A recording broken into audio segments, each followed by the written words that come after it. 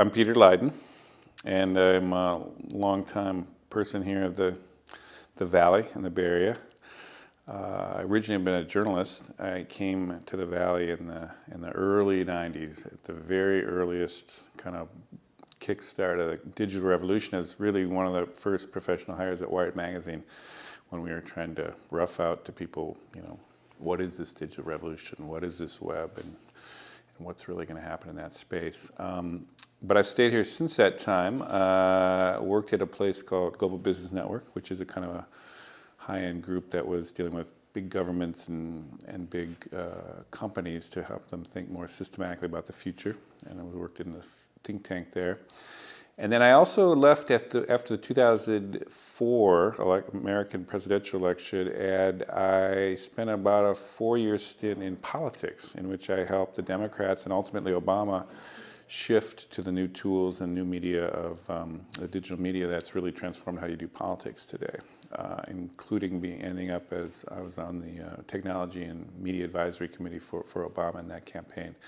And so after that campaign, I basically founded a company called Next Agenda, which is what I currently am running now as CEO.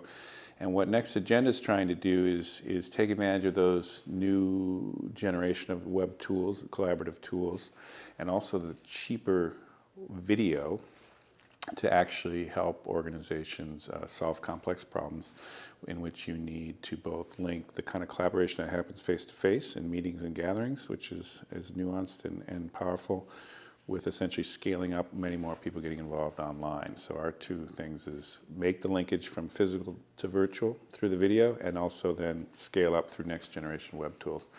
And that's what I'm doing right now.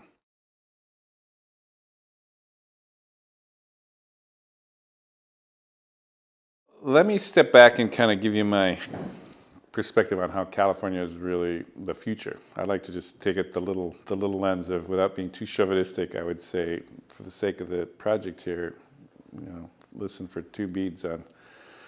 California has just so consistently roughed out the first draft of the future for the country, and often it kind of spins off into larger implications for the West, Europe, and ultimately sometimes the world, that it really bears focusing on and understanding that.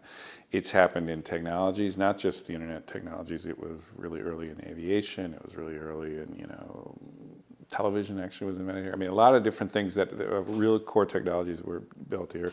We've seen it with social trends, the building of the suburbias and the culture around freeways, and you see it with cultural things around surfing and the whole thing, and music and things that have come out of here.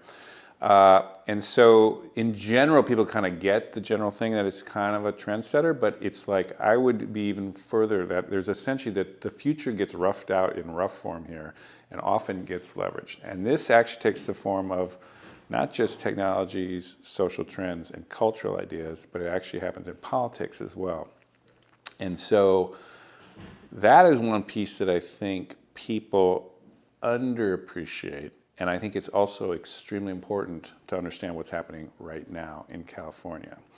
And I think it might have potentially some implications long run, at least in the bigger scenario way of what's happening with your project. So the quick way, if you want me to give you my quick California's the future through the political lens, is basically the politics that's been played out in this country for the last 30 years.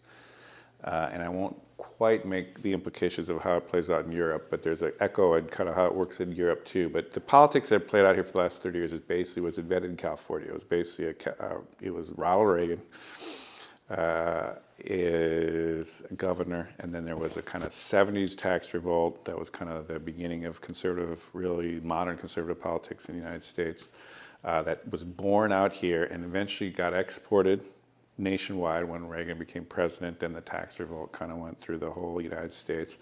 And essentially that same debate over free market cut kind of regulations, cut taxes, battle against big government was essentially what the current Republican crop is battling with in Washington to this day. It's the same rhetoric, it's the same techniques, it's the same theories, it's the same framework that essentially was invented about 30 years ago. What's curious about it is that whole thing is completely dead, defunct, long gone here in California.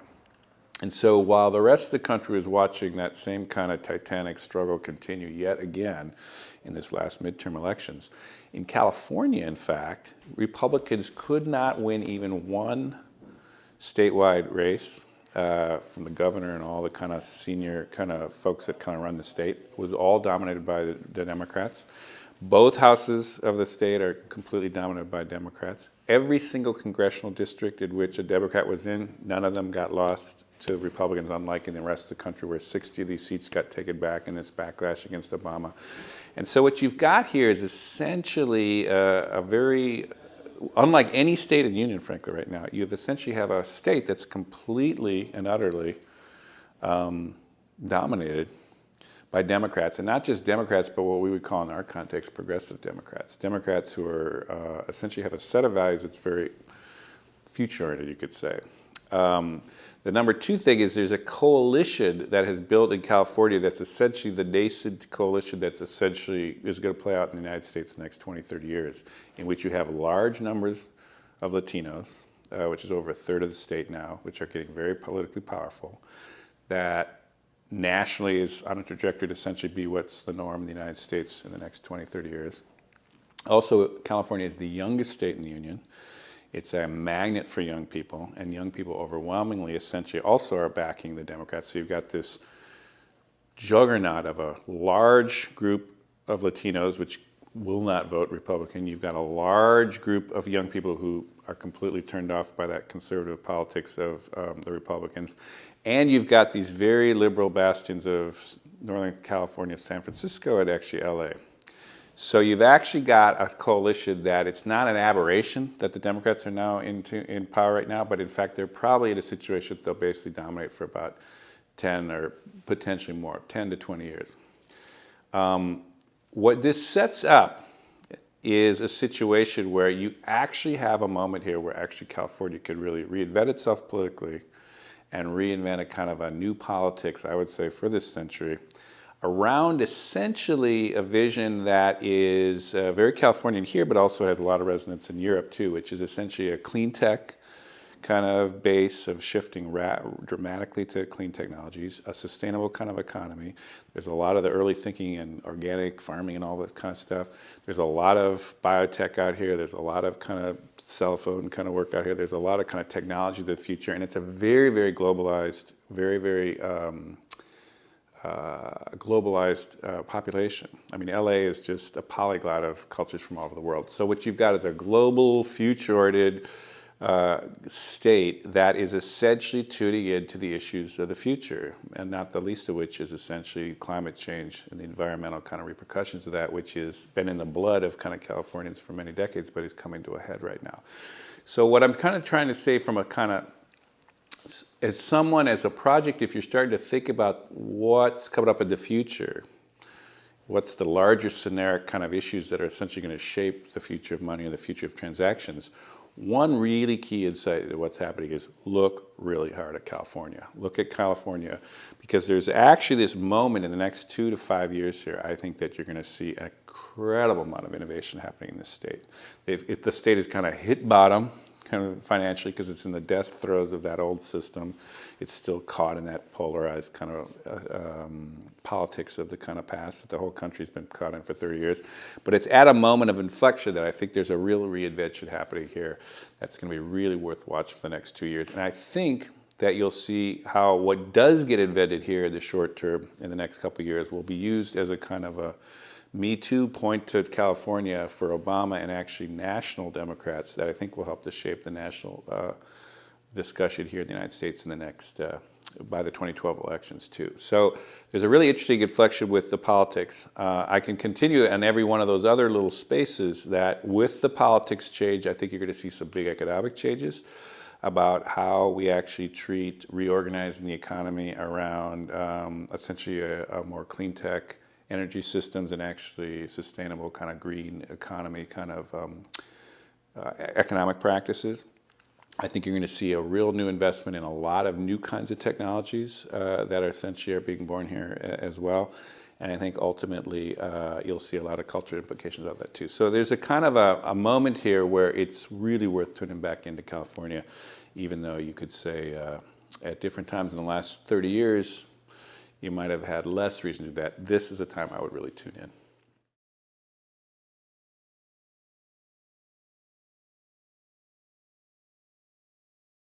One of the things, partly because of this kind of reputation California's had over the years, it's become a magnet for basic innovators, about entrepreneurs from all over the world. It's just, quite astounding, frankly.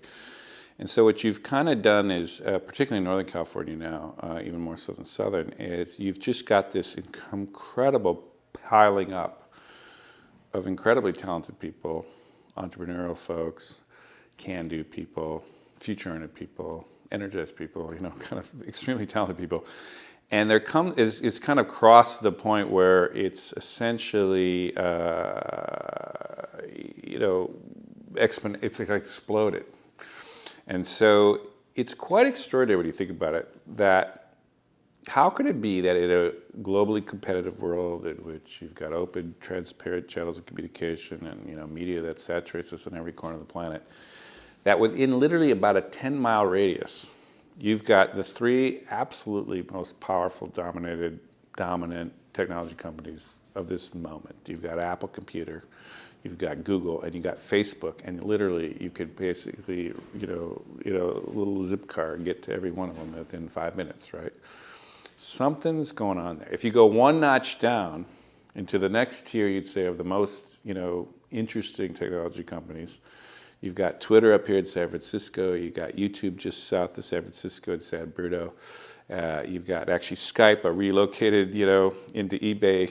eBay itself, and then Skype's kind of such an interesting company now, but again, pulled in from Europe. You've just got this next tier there, and then it just keeps going down and down and down. So you've got this supernova kind of thing, of cauldron of innovation happening here. Now, there's a couple of interesting reflections of that. It's like, what is it about physicality that even in this kind of digital age, in this transparent age of kind of multiple video links from all over the world, that people feel this kind of need to actually be banging elbows physically in the same space, and that's kind of its own little reflection. But I think for what you're kind of saying is what's happening is you're getting essentially a supercharged environment of can-do entrepreneurial spirit that is just feeding on itself. And it's basically what you want to happen when you're at one of these kind of inflection points of a kind of reinvention of a new system.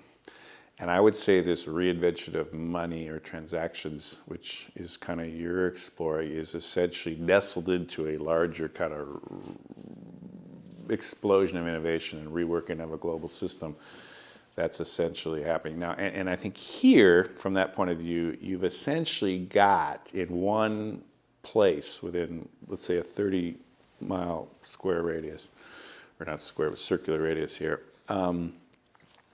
you've got a lot of the pieces, I think, that'll create that technological underpinning for that next system. And so I think it's great that you're here. I think it's a really important piece of what you're exploring here. So one of the general things is you don't have to worry about the past. You don't be concerned about legacy systems. I know that's one of the issues you're kind of wrestling with. What's going to get invented here is not going to be that worried about what happened before. It's going to be worried about what's possible going forward. So that's an interesting little thing. So, and it's something that you should say, that's an, I think it has some implications for the way you guys have got to think about it, because there could be some very different kind of way to think about this that might get born. And that was in the kind of, the bones are in the kind of lifeblood of everybody who kind of piles up here. So there's a kind of a future orientation. There tends to be, just a complete and utter kind of network mentality here. That, a flattening of relationships rather than any kind of hierarchical relationships. So if you think architecturally about what you guys are thinking about, and I don't know exactly how it plays out in your space, so I'm just saying, generically speaking, is they'll always look for a solution that's more flattened and kind of interconnected at a kind of network level than essentially anything that actually has to work up through any kind of hierarchies, for example. it's extremely youthful. I mean, one way to just substitute for what's the mentality here is just think youthful. What is, even if it's somebody's 50 or 60, they're actually thinking like young. They're thinking exuberant. They're thinking high energy. They're thinking, they get excited about something. So there's a kind of a youthfulness. And so how would young people look at X, Y, Z, anything you want to say? So what would they think about a banking system of transactions? You know, what do they care about big banks? Do they care about, you know, anyhow, do they care about how it was done 5 years ago or 10 years ago? Or do they care about what their parents did? Anyhow, just apply that kind of attitude towards anything. It's an incredibly global community. And everyone's kind of heard the stats on, you know, kind of how many, you know, Indian entrepreneurs and Chinese entrepreneurs and Russian entrepreneurs, and, you know, they all pile up here. And because of that, there's a real sense of boundarylessness in terms of nationalities and borders, and actually concern about those kind of issues. Now, from a technical sense, you know, if it's your business, you've got to deal with it. What is. But their aspirations or their values or their vision of where things are going are borderless and global. You know, by definition, everything is. That's where they're looking. They're not looking at how to solve things in a more kind of circumscribed national way. So if that's what you kind of mean, it's also a very can-do kind of attitude, which kind of means that there is very little concern about what are seen as temporary roadblocks or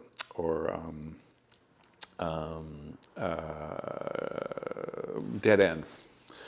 It's just this kind of constant attitude that, well, if I can't do it that way, I can do it another way, or there's a way around it. I mean, there's just a constant so that's an interesting piece too, because if you think in your scenarios or however you play it out in your exploration here that, oh, that seems to be a dead end, it's not going to work. There is definitely the mentality here is, well, that doesn't stop us from trying. We're going to go right over the top or around it in a way that no one.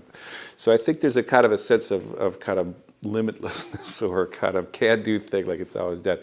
So if you start to take those attitudes, and you know, we could kind of rough out, kind of brainstorm on other attitudes of that. But basically, what happens is if you kind of take those generic qualities of a lot of talented people in a space like this, it kind of, by definition, expands your horizon of what could be possible and what you should be looking for, frankly, in the terms of this project.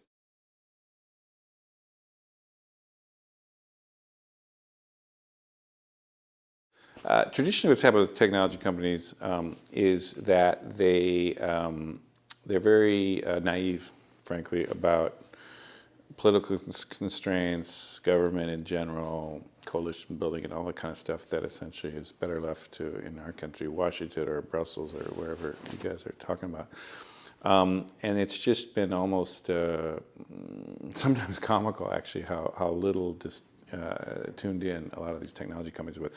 And again, I was at Wired Magazine in the very beginning of the 90s, and it was just something to watch about how the early internet companies and, you know, the early web companies, and then it was the early video companies, and then it's been the early social networking companies. I mean, a lot of these companies are just, over time, they run into the same roadblock, which is they see their technological innovations as just self-evidently, obviously better, and then they kind of don't think about what's the constraints are, and so they run head-on into it. And so, you know, whether it's a Microsoft isn't a barrier, but it's kind of, they were one of the great examples of West Coast kind of, you know, inability to tune into Washington and then get slammed with, you know, kind of legal constraints that kind of basically destroyed their business model, or at least radically constrained their operations. But now it's, you know, Google's the same thing, and Facebook's running into it, and they're all kind of, it's this repeat. So you're absolutely right in terms of the problems of these constraints. But I think what's interesting now, and I could be wrong about this one, but I do think California, you know, the technological innovation thing is a kind of a year in, a year out thing that happens over and over again. Every 5 years there's a new wave. I mean, now it's social networking. It's going to be, you know, but 10 years ago it was, you know, web search engines. I mean, you know, there's this constant reinvention of new technologies. But in a slower kind of wave, you watch political reinventions happen. And I actually think Just like I said, it was a little over 30. It was a little 40, over 30, you could say, maybe 40 years ago when California went through a big reinvention of politics in this state, which eventually went national. I think we're in the beginnings of a political reinvention here, which has a lot of implications of, how to rethink regulation, how to rethink, public investments in new technologies, how to really rethink a way that, shaping the public sector, the public interest, how that actually works in this new era. So I think as much as you're saying, so less about how it's worked in the past. How it's worked in the past is they've been stupid about this. They've run into it. They've got their butts kicked, frankly, on some of these issues of importance to technology companies when they run up against the political powers that be. But I think what we're starting to see here is that similar, I think, innovative spirit, a similar kind of entrepreneurial spirit that I think is going to be brought into, frankly, I think it's going to be actually California government. I mean, one just little anecdotal thing is we've just elected a new governor here, Jerry Brown, and people can look back and think, oh my God, he was a governor in the 70s. The thing about Jerry Brown, which a lot of people don't know, and I actually know him quite well, is that he was an absolute visionary governor in the 70s. And one of the things he did is he brought in an incredible brain trust of people into his inner cabinet advisory crew, including people that are some of the most original American thinkers of the time. At that time, it was Stuart Brand, who, and to this day, is kind of a close advisor of his. I mean, people who are really big think, long wave, out of the box thinkers were close advisors of him, and again are in that situation. And so I'm actually involved right now in a project which he's pulling together a task force on how do we really kind of rethink the economy of California to really essentially regenerate a next wave of economic innovation in this country, in this state, to actually essentially draw down, you could say, the unemployment rate or build up the jobs base. But it's really about how do you reshape the priorities of California and get the economy really humming again. And what's interesting about that is, a lot of people might talk about that, but what he's actually doing is pulling together an incredible crew across almost like a who's who of really innovative thinkers in this state, which again is a state that has a lot of these innovative thinkers. And he's actually really open to this. He's really listening to this. So what I would say is watch closely on how regulations might be handled differently here, setting high standards. I mean, there's some general things about California politics as opposed to the United States politics that has been very, very useful. One of the things that they've done is they've learned very much like don't tell companies what to do, but set very high standards, not just encourage them to do things, but like say you have to hit 20% of your energy usage has got to be from clean energy. They did this in a kind of landmark legislation a while back. And lo and behold, here we are 4 years after they did that, and now all the public utilities have now kind of caught up to this thing, and they're actually hitting these deadlines. And so you've spurred an incredible kind of, at least in this country, surge of investment in green technologies and a whole kind of scaling up of a workforce here now that knows stuff about clean energy. So they're all about setting high standards, ambitious standards that look crazy at the time that people kind of balk at and say there's no way we can hit it. But they consistently do that. That's one thing that's essentially a new way of regulating, essentially, is standardize, high standards, and then let people figure out how to get there. Anyhow, there's a series of these kind of tricks that they've actually learned over time.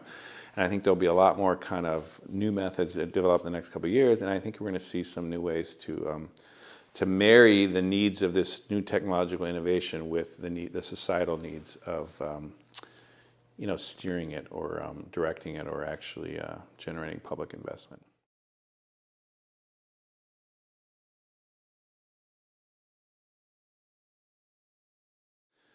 Well, one of the things, I think there's two pieces to think about the speed of political, ultimately through politics, social change. On the one hand, there is a general metric that is about how quickly do human beings change that essentially has, you could argue, some consistency from era to era, regardless of the technology. So there's a kind of a level of that to really change people's minds and get new systems going and train people differently, and it takes time. So there's a kind of a longer wave that you have to think about sometimes how political change happens. That's one way you could argue or you could say, oh, you got to keep that in mind. But what's interesting about, and I think that's the norm actually of how things get done in general politics and general times, consistently in history in this country, and I'm assuming in Europe as well. The exception to this is that there's essentially periodic moments in history, not just in California, but nationally, in our case, in European context, I'm sure you have your examples as well, that you get essentially really explosive change. There's a kind of essentially junctures between eras where you watch massive system breakdown and then you see really quite radical system building. And I think one of the things, big ideas to be kind of keeping in mind here is I would argue we're kind of in one of those moments now. And if you want to think about it as the 2008 global financial crash, or if you want to, there's a bunch of metrics to kind of say we're watching essentially if not full collapse, the serious system failure of many of what essentially were the late 20th century systems. And in your world, the financial world, we watched the granddaddy of them all in the 2008 financial crisis, which, next to the Great Depression crash, was really the worst thing we've actually seen in a long time. And I think it was essentially the great symptom of essentially a large system collapse that's at its core. Now we've resuscitated it, and there's a lot of people thinking, did we miss the moment? But I think in the larger context of kind of looking at history, I think that's going to be looked at as essentially the last great kind of episode of essentially the 20th century way of doing money, if that's maybe the way you want to think about it.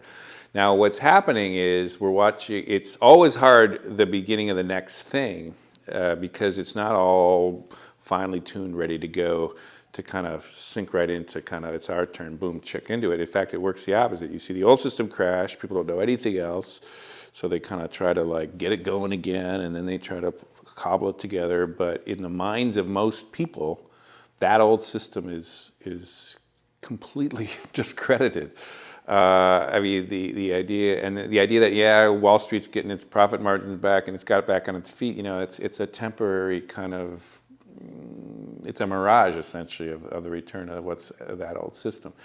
And so what I think's happening is you're watching essentially a holding pattern or something, and what you'll probably see in the next 2 to 5 years is you're going to see a lot of new things tried, and at some point you're going to see something that will essentially really catch, and it will really be the way to go. This is very, historically, this is kind of the way it's often worked, essentially.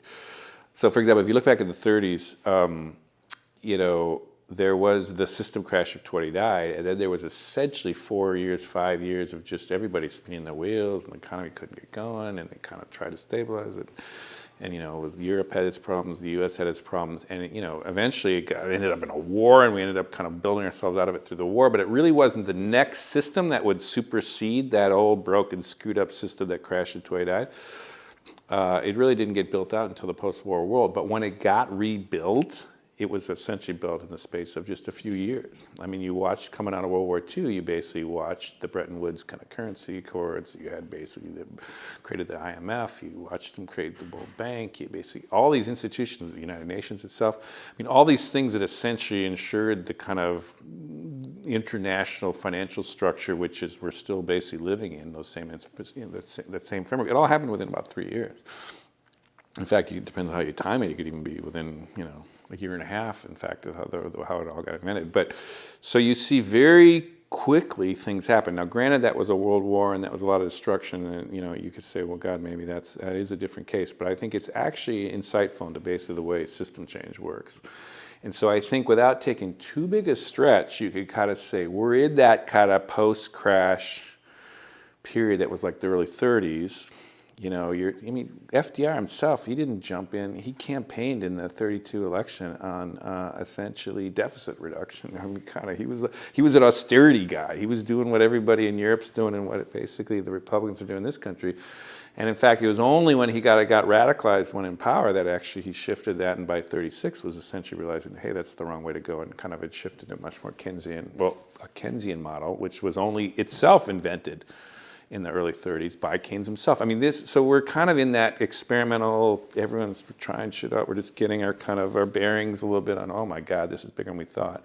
And I think, but to come out of this in like 10 years, we're going to look back on this and say, oh, I see what happened. Just like I think you could see that, I mean, the World War got in the way there, but I think it was by 1948 you could look back and say, oh, I see what happened. We collapsed, we did it, we shifted to Keynesianism, welfare states, New Deal economics, and we rebuilt a post-war world. And, we have these institutions that are going to do it, IMF, World Bank, United Nations, and they're going to figure it out.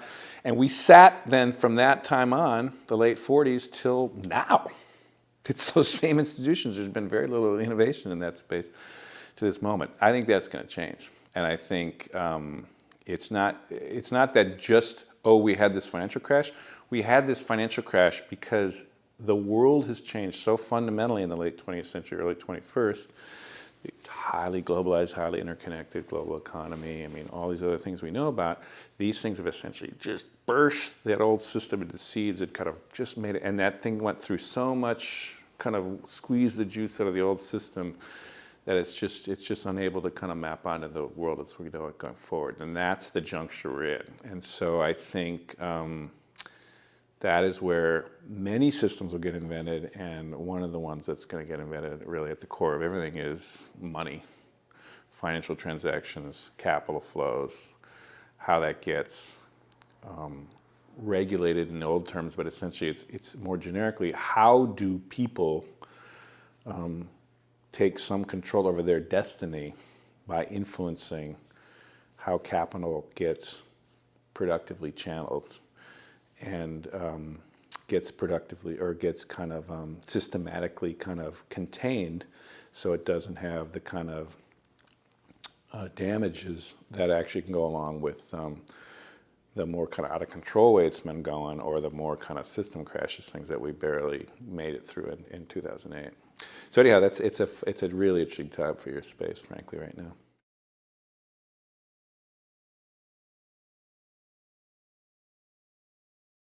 One of the things, I think first of all, let me be clear, it's not everything gets invented in California, but I think every region has something to add to the puzzle. But I would say what you're probably going to see in California, or this Northern Cal, in its piece to the larger puzzle, will essentially be, in terms of this transaction lens that you guys are putting into it, is I think you should be looking at how transactions will be increasingly between things rather than people, really is one way to think about it.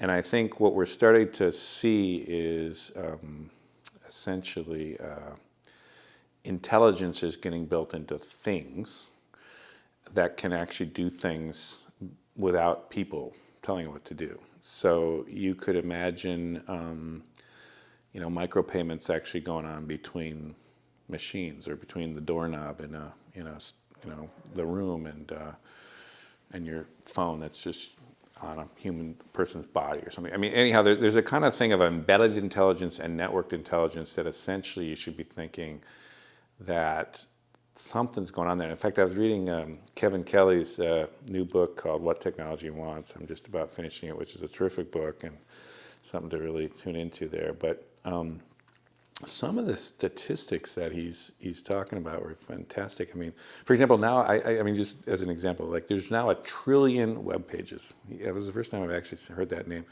that number right there. And he starts to talk about how many chips there are actually in the world, even with kind of the most simple chips that essentially have the amount of neurons that a kind of a little ant would have or something. And he starts talking about how all these things are starting to get interconnected and doing some pretty kind of amazing things of how they talk to each other and how they start to connect to each other. And if you look at that vision 5 or 10 years out, you could imagine where every physical thing we have, including the coffee cup, has embedded kind of little chips in it. And essentially those chips are doing all the transactions, so we don't really have to think about it. So every time you fill your cup, the liquid goes past a little part and it can figure out that that's coffee, you're charged, whatever, 35 cents for the refill or something. And you don't even have to think about, hey, I got to go to a human being and I got to ask for it, I got to pay for it with a card, and I got all this stuff. It's like the things have just done it.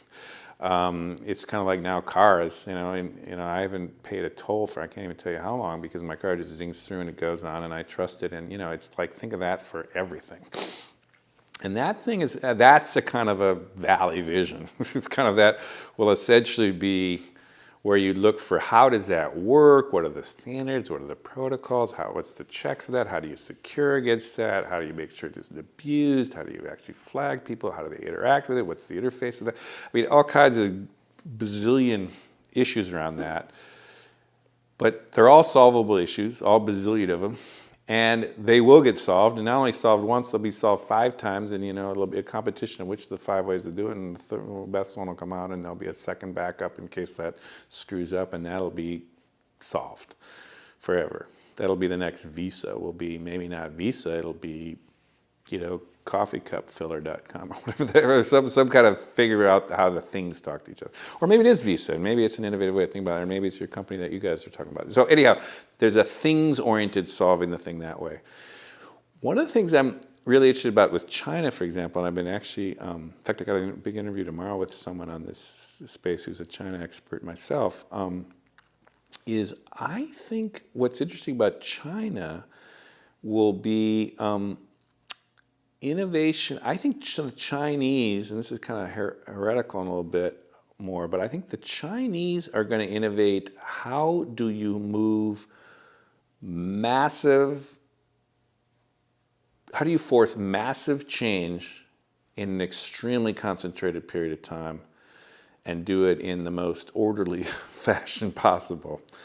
And so I think given the world of climate change and given a world of kind of dramatic shifts in the environment, and also I think it's just a lot of dramatic changes we're going to be watching in the next 10, 20, 30, 40 years, their political system, it must at least be contemplated, might be superior.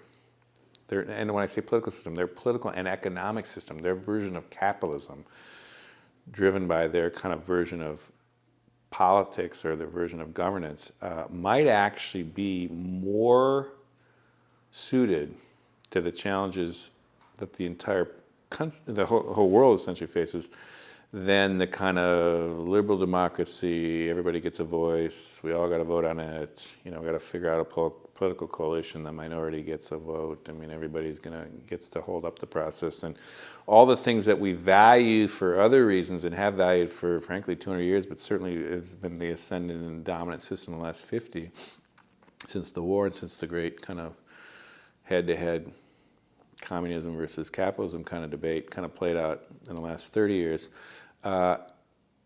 they might get the last laugh. And that essentially we might be totally paralyzed or increasingly paralyzed in the West and in these liberal democracy countries to deal with essentially the mounting issues of this next century. And in fact, their kind of system, political and economic, might be the one that's actually much more innovative or much more useful because it can move fast, broker, kind of get things done. And the world of the future might be that kind of world. It might be more valuable than, in fact, making sure everybody's bought in, or making sure even everybody's been heard, or all the issues, all the values that we actually value in the West. So anyhow, that's a different thing. But I would say there could be some large-scale changes might be driven by China. And so, for example, I don't know, in your space, I'm just kind of brainstorming here, but the future of money might get figured out by the future of massive capital shifts that are going to be essentially driven by China. And that will essentially create the next industries of the century here, because they're just going to say, we're going to do it. And when they do it, it'll essentially lock in these kind of standards or lock in these kind of ways of doing things, and might shape how capital gets directed in massive ways in the next 10 years. And they have large amounts of capital, so what they choose to do is not inconsequential, and you can imagine it actually structuring how transactions happen even in the long term. If, 3.3 Chinese are all doing transactions this way in the 21st century, and Asia, which they have a real kind of dominance over, is, by extension, 2.5 billion more, we might be scrambling after them to figure out, okay, we're in that system now. It's kind of ludicrous. I mean, at some level, you start thinking, oh my God, if 10 years ago that would have seemed like bizarre to even think about that. But it is the way scenaric thinking should be done, and I think it's not implausible that actually would be the way the world is operating in 25 years. Would be much more a Chinese way of doing things, and with environmental system crashes happen around us, and the ice flows kind of wrecking off, accelerating, and all the things that, in fact, the West seems absolutely paralyzed to actually really deal effectively with right now. So that's an interesting thing to do it. I think in Europe, for example, and again, I'm just kind of, from my point of view, giving my 2 cents on this, is, to me, I would say what the great innovations of Europe is essentially, I always think of Europe as essentially the first pass at globalization in a kind of a more rubber hits the road way. So essentially, if you think of the expanded European Union as, how do previously autonomous nation states, integrate their governing systems and ultimately their economies in a much more highly calibrated, closely integrated way.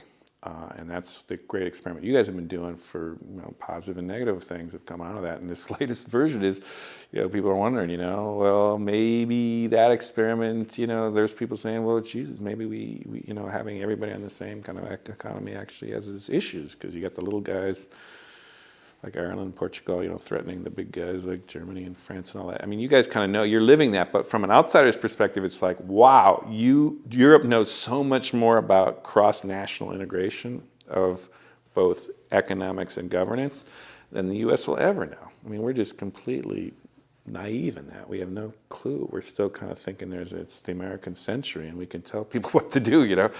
You've been living the life over there of what it really takes to get collective action done in a messier but kind of cross-border way. So anyhow, I think every region has got its piece of the puzzle of the future, but so I think it's an interesting way as you go exploring, across the planet for different insights. It'd be interesting to plumb deeper in each of those from my point of view.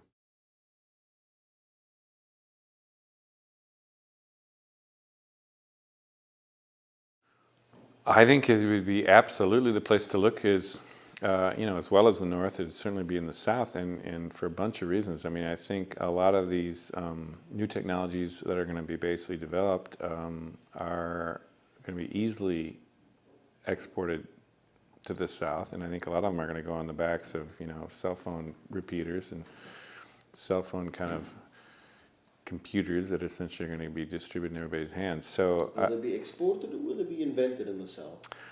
I personally do not think you're going to see a lot of advantage. Well, this is, this could be controversial, but I would say my feeling is that essentially, if you think of,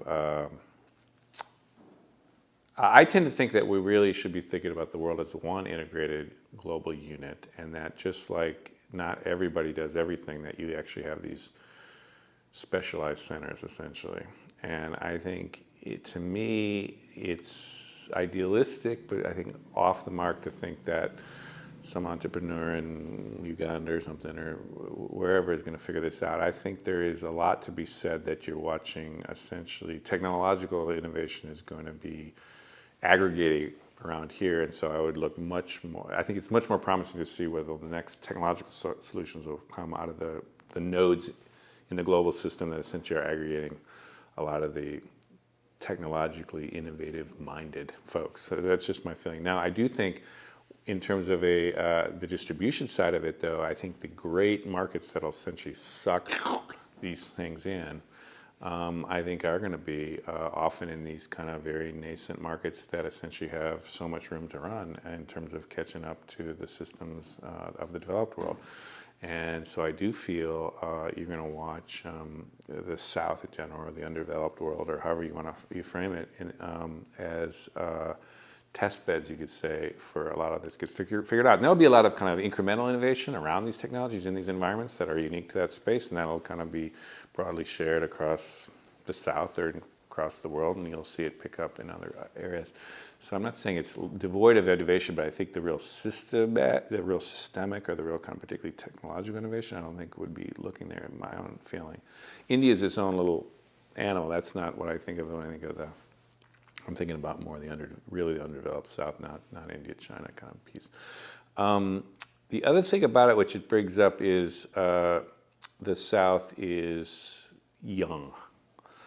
And I know this is a topic you also we're going to talk a little bit about, but essentially there is this phenomena that basically new systems are essentially usually invented by the young.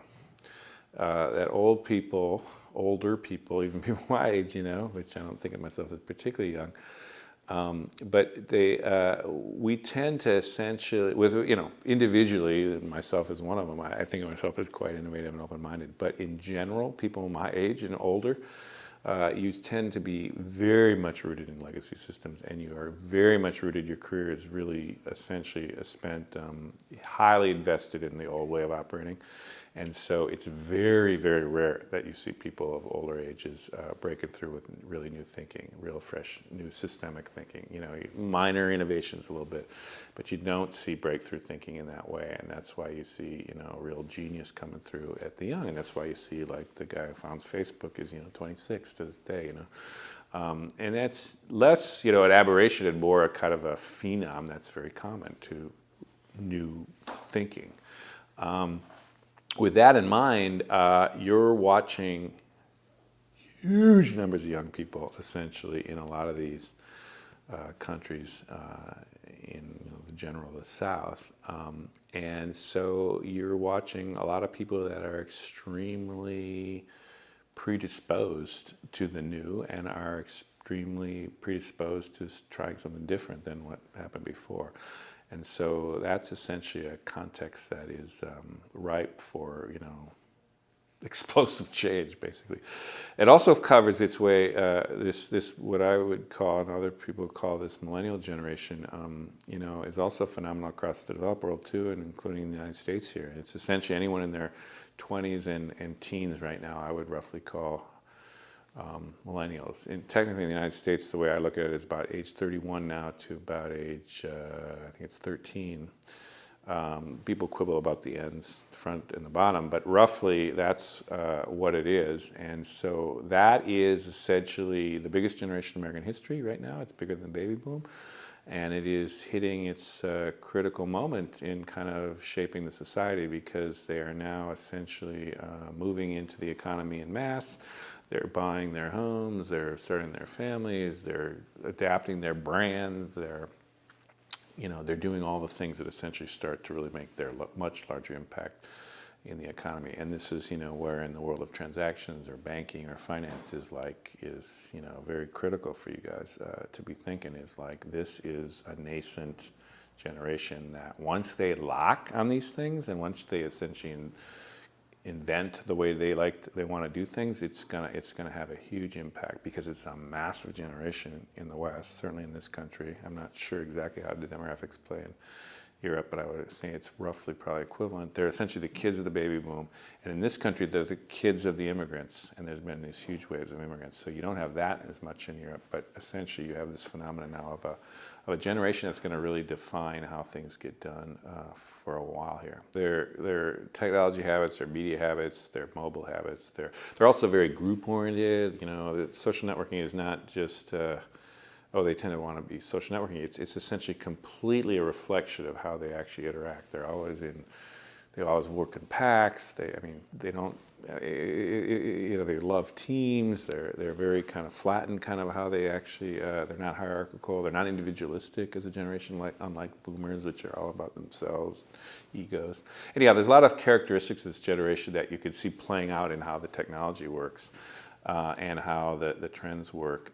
The other thing to think about is they are about their core values. And one of their core values, which is absolutely across the entire planet that has showed up in this generation, is they're much more tuned in to the environment in general, but essentially this issue of climate change than the older generations. And I think this is another thing that I think, as we're kind of in this kind of I know I'm roughing out kind of a lot of different areas that you guys will be exploring, but I do think this climate change issue is more than any other issue is going to basically define the next 50 years.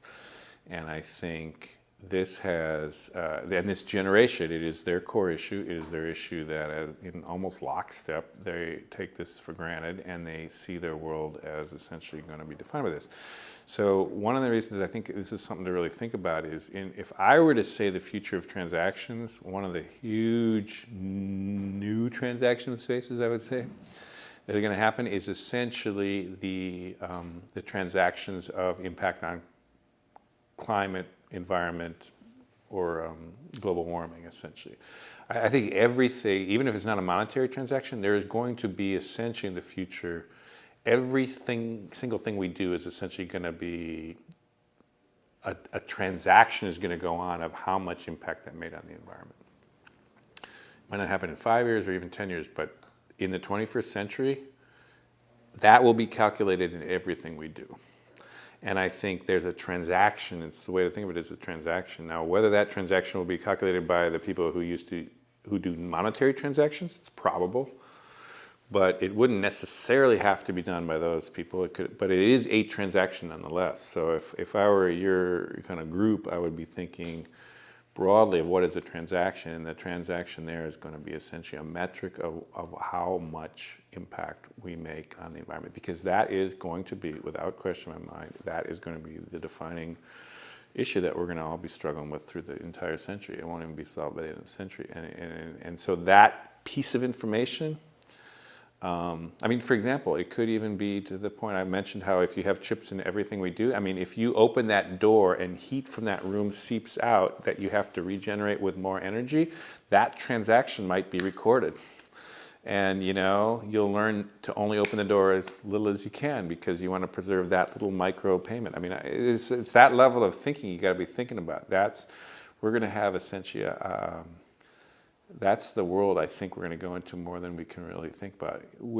Now, there's other scenarios of how that could play. We could find a dirt cheap way to kind of energy that has no environmental impact, and then we don't care if the door is open all the time or we heat the whole planet, or cool the whole planet. But I would say that's much less likely than essentially a future where we will be extremely attuned to our impact on the planet, and that because of that, everything will have to be calculated. And essentially, that's all about transactions.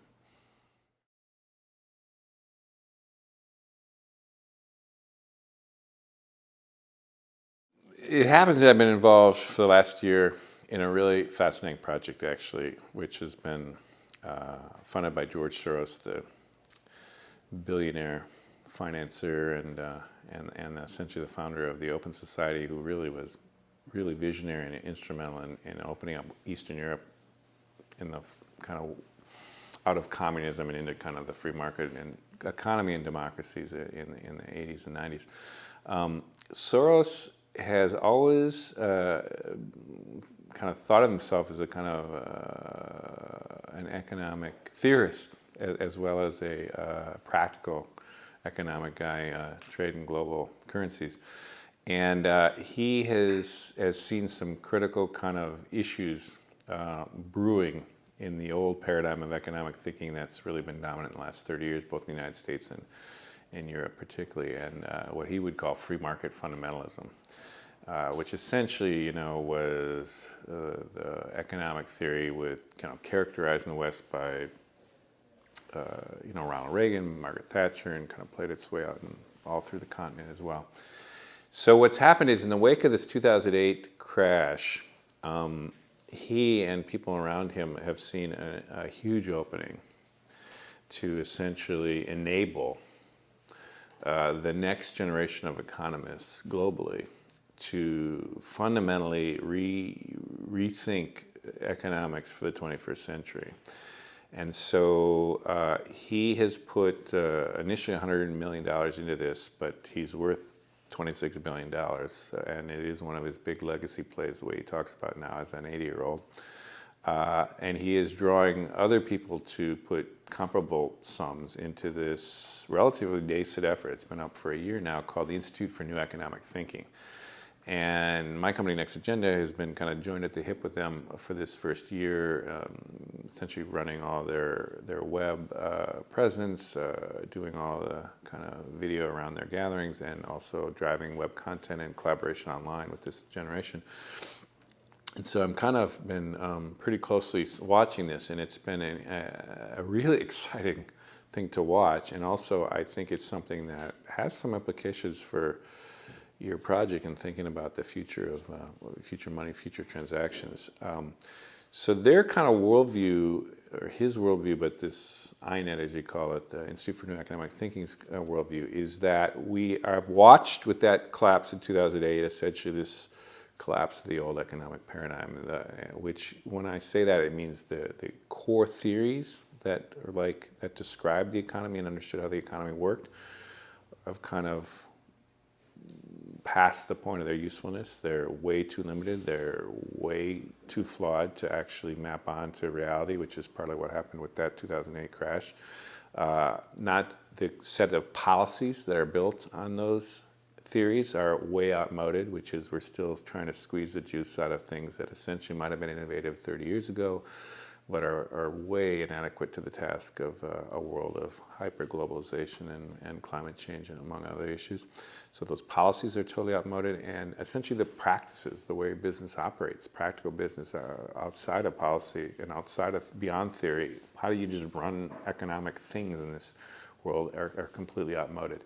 And so they see that while the system is doing its best to hang on, we're watching that, the death throes of that. So a little bit of their institute is to kind of point out how grossly inadequate across all these fronts this old system, this old paradigm is.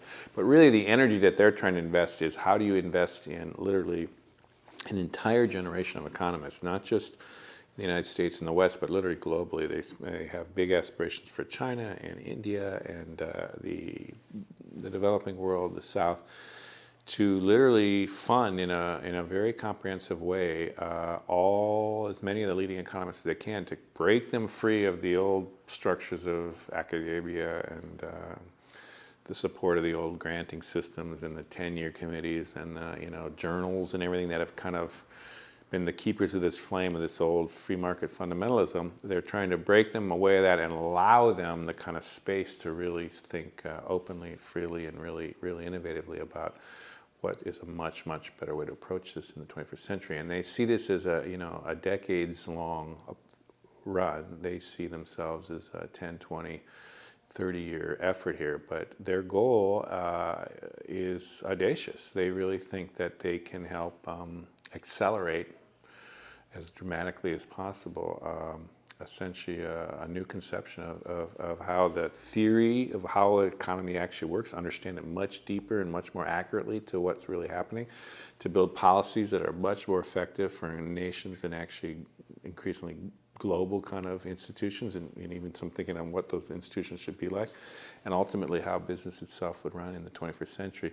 And a big piece of that would be, of course, thinking through how the economy of the 21st century has to fundamentally get reshaped in the light of climate change and in the light of making that economically viable, that shift to the clean energies and the sustainable economy that's got to eventually come around. So anyhow, it seems crazy ambitious, very audacious kind of goals, but it is something that's concretized, institutionalized, has serious money behind it by Soros himself, and increasingly other folks starting to really come to that. And I think it's something to really watch. And the reason I think it's really important for your project here is it's one thing to kind of just think, something will happen, and eventually there is a new paradigm that'll get figured out, and new financing and new methods of transaction will come out of that. But it's another thing to be aware of, that in fact there's like millions and potentially billions of dollars that is going to move into this space very quickly to kind of really accelerate this kind of innovation in a way that's not just hand waving and, oh God, we need someone to do this, but like they're doing it. And so I do think that we talked about how the young are essentially the harbingers of or the creators of the future, they're the ones that are most predisposed to invent the new thing. And we talked about it in other contexts in the tech world here, in Silicon Valley. We talk about it in the large numbers of young people in Global South. But I think this is very much in tune with that same kind of way of thinking, that essentially now you're watching an entire generation, potentially, of economists from all around the world that'll essentially be focused on a pretty fundamental task, but one that is solvable and is doable, and ultimately I think is going to have, or could certainly have, big implications for all of us.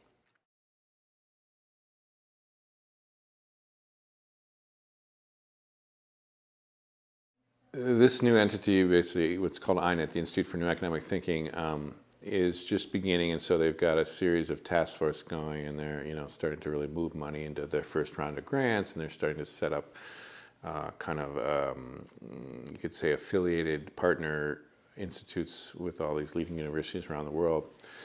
So they're kind of building the infrastructure of this thing and actually figuring out kind of the long-term, more concrete goals of what they're doing. But one of the things that is absolutely central to what they're doing is essentially a real reinvention of finance and macroeconomic theory. I mean, they're taking as their starting point the crash of 2008, which everybody is collecting around this flag, starting with Soros and all the people. And the people are like Nobel laureates and stuff, like Joe Stiglitz is one of them, and George Akerlof. And I mean, guys like Paul Volcker is now putting his own money into it. And these are like serious folks that are coming into this too. So it's not just Soros. But one of the things that absolutely is a common kind of perception of what's happened is that the 2008 crash was not an aberration. It was not a mistake, but it was essentially a fundamental moment in economic history that essentially was comparable to what happened in the 29 crash, and is essentially the sign of essentially of a need for a real fundamental reinvention in the same spirit. And they actually harken back to the same spirit of reinvention that happened with John Maynard Keynes, and essentially the invention, you could say, of a Keynesian economic theories to build kind of Keynesian economic policies that essentially built a new way of actually operating capitalism in the West that came out of World War II, and they see themselves as similarly positioned right now. In fact, they kicked off their first inaugural conference was at King's College, Keynes's college in the University of Cambridge in England, with a direct, the reason they did that was to say we're in a very parallel moment, and we're at the beginning of a very parallel project, and in this case, it's our era's version of essentially a fundamental rethink. And so first and foremost of that rethink is essentially to rethink finance, which is so screwed up right now, they would say, and so problematic that essentially we really gotta go back to some really fundamental ways of rethinking this. Now, they're not prescribing this is exactly what should happen or what do we think. It's not like going back to old Keynesian theory or anything like that. So I want to be clear. It's like they don't know exactly what's coming out of this, but they feel like they're at this junction. So they are funding a variety of independent thinkers and a variety of people in task forces to actually really do sustained work in this space to essentially, so that as soon as possible they can accelerate an emergence of essentially a new model of understanding global finance that's much more mapped onto how things really work and what things can really do. And then also, they're also trying to realign the economics field back to essentially its core mission, which is to actually serve society and be used as a tool for the general well-being of the larger society, both in individual countries but also around the world. And so they clearly see, in that respect, it's also more in line with the values and the legacy of the kind of essentially the Keynesian revolution that happened in the 30s, which was the innovation that came out of that period was towards making an economy that worked for more people, was more broadly distributed wealth, that had more kind of prosperity spreading to more corners of the social kind of sphere, that was not just, piling up kind of into one, the advantage of one country, but essentially was something that could be adopted broadly around all kinds of countries. I mean, there was a lot of kind of nascent values in the innovation that happened there that they kind of want to harken back to. This isn't about reinventing finance so that you could get more billionaires or that you could figure out a way so that, Wall Street could actually get higher profit margins. They're in fact just the opposite. They're trying to figure out how did we get to that place that the economics field is all focused on how to gin up mathematical models to figure out ways to squeeze more kind of margin out of currency transaction or something. And that we need to basically figure out, get the energy, the economics profession into how do we create an economy that works for a much broader and the broadest possible group of people for the long run, and does it in a way that we actually, make the least amount of impact on the environment and actually create a world that's actually worth, passing on to our kids. So it's a kind of a, aspirational thing, but I think there's a lot of real world, hard-nosed kind of side to this that's worth tuning into. And I think in your field, I can't say in the near term, like, oh my God, in the next 6 months there'll be some breakthrough there that'll totally radicalize, your space. But I would say it's something that if I were you, I would be consistently watching this space and the people that they collect around that space, and being aware of the kind of innovation they're trying to fund early. And the kinds of projects and the kind of thinkers. And also I think the network they're building there of young people and young economists and young, finance types would be somebody just to kind of tune into as people to track, because, these are like the leading lights they're trying to pull out of the best universities in the world, and, they'll be the folks in 10 years, 15 years will get these Nobel Prizes. And so if I were in your space, I'd be watching their career trajectories early and tuned into what they say now, because that's like I say, that's the crew that the big innovations will come from. It won't come from the graying, former Nobel laureate who has nothing really more to motivate him, but yet another applause from another crew that's basically talking about the thing he once did. So anyhow, it's a neat space. I would tune into it and wish you luck on your next on this journey to figure out the future of transactions.